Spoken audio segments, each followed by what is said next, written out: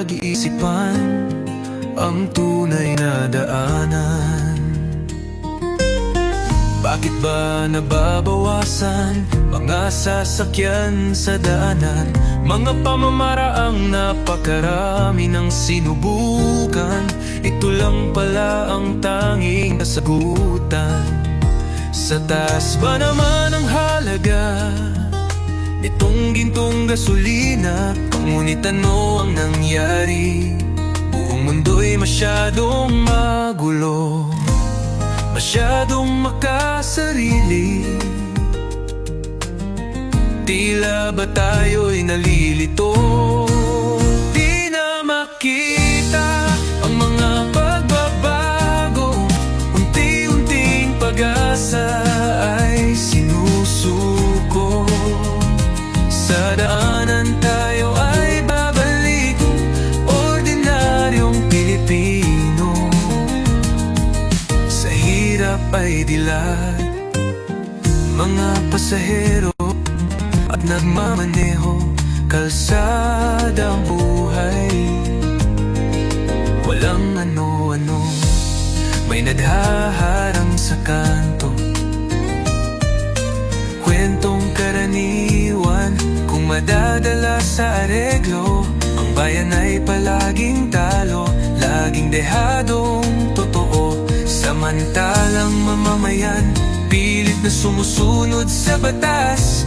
Habang ang mga inatasan, porma ay pangmalakasan. Di ba't seguridad ang habol para sa lahat? Bakit may pag-aalinlangan sa ating kababayan? Sa bawat kulang, halagang padapat.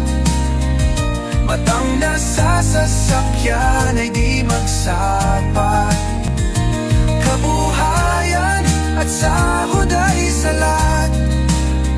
Dagdag pahirap, may bayad, pati pa ang pakiusap. Di ba tayo ay nagtulungan sa kaunlaran ng bayan? Bakit di pag-isipang iahon sa ganitong kalakaran? Nang maibsan man lang ang ganitong kalagayan, at makita ang tunay na paglilingkod sa ating bayan. Di na makita ang mga pagbabago. Unti-unting pag-asa ay sinusuko. Sa daanan tayo ay babalik, pasan ng bigat.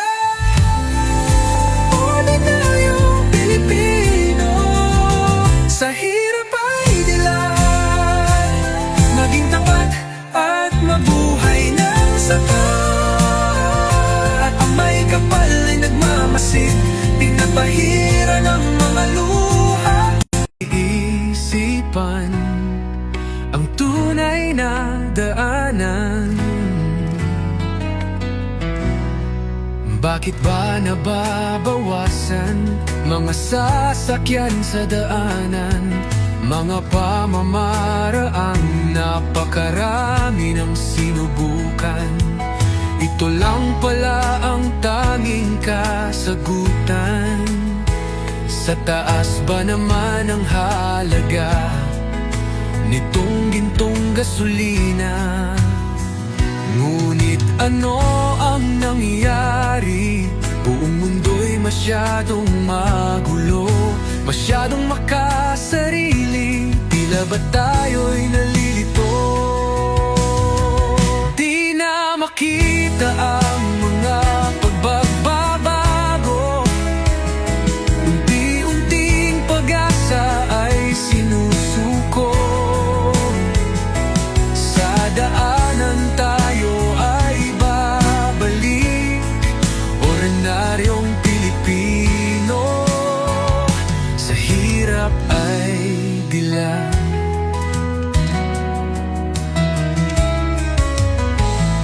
Mga pasahero at nagmameho, Kalsada ang buhay, walang ano-ano, may naghaharang sa kanto.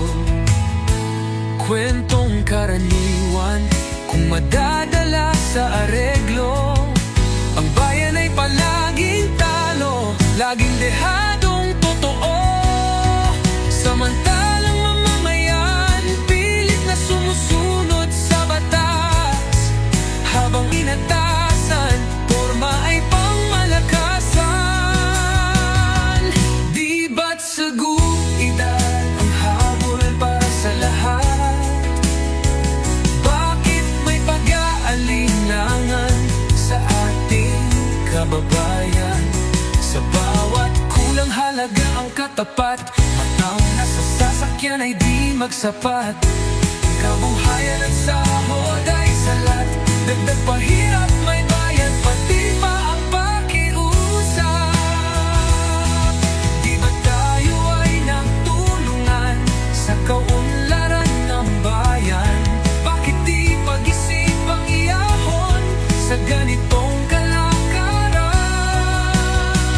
Nang maibsan man lang ang ganitong kalagayan, at makita ang tunay na paglilingkod sa ating bayan. Di na makita ang mga pagbabago, unti-unting pag-asa ay sinusuko. Sa daanan tayo ay babalik, pasan ang bigat.